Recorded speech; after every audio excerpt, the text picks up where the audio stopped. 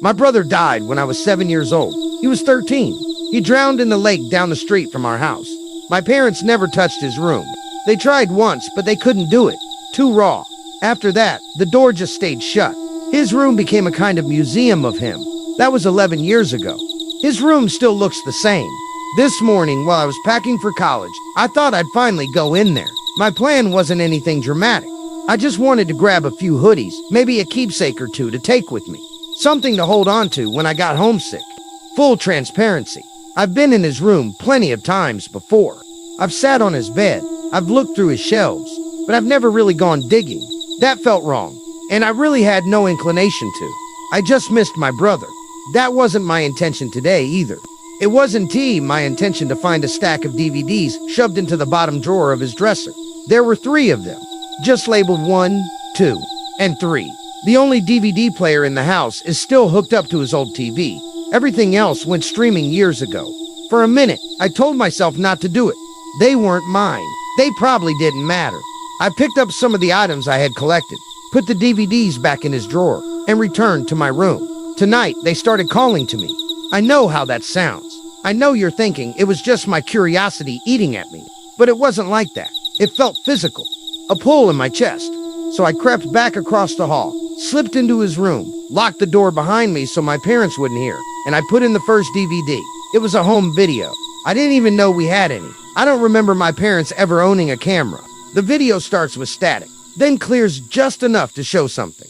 The picture is muddy, warped. It could be the living room, but the furniture looks wrong. Everything is too big or too small, shifting every time the frame jitters. Sometimes it almost looks like a bedroom, sometimes like a hallway.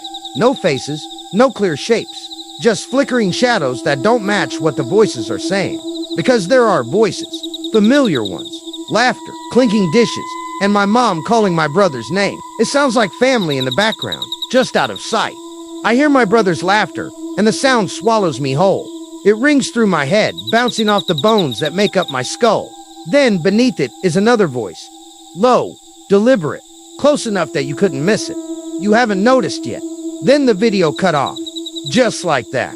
I scrambled to replay it, not even thinking about the other 2 discs still stacked under the TV. I just wanted to hear him laugh again. That laugh, I tried not to think about the end, though the fear of it was crawling slowly up my spine as I hit play. Because the way it spoke, it sounded like it wasn't part of the recording at all, like it was speaking to the camera. To me, I pressed play again, this time pausing every few seconds, desperate to make sense of what I was seeing. But nothing held still.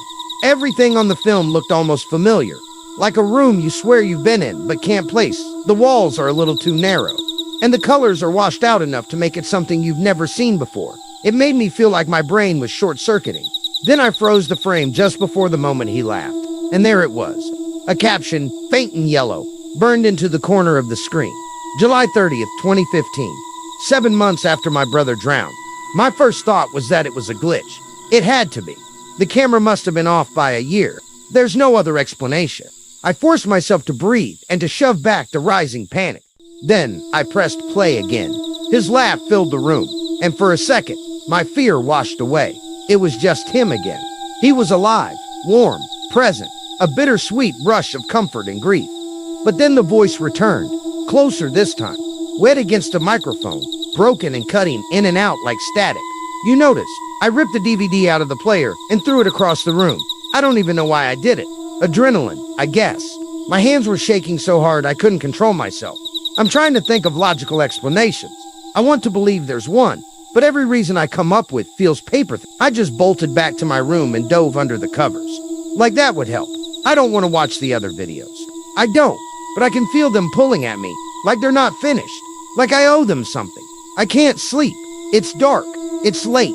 The rain just started. The bathroom faucet